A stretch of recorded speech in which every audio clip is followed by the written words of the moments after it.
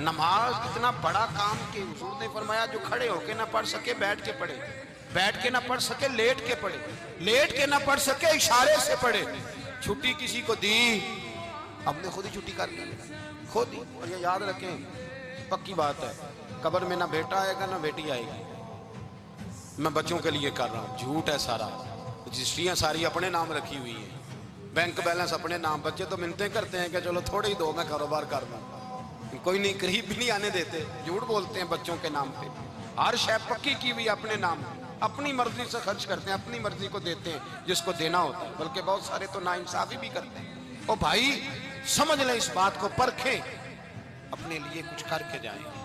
اگر خدا سے بندگی کا رشتہ ہو، مولا علی شیر خدا پتہ کیا فرمایا کرتے تھے؟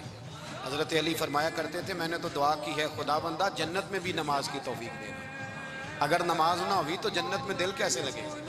بغیر نماز کے طبیعت کیسے رچے گی؟ آپ یقین کریں نماز انسان کو بناتی ہے، نماز نکال دی جائے نا تو زندگی کا حسن ختم ہو جائے۔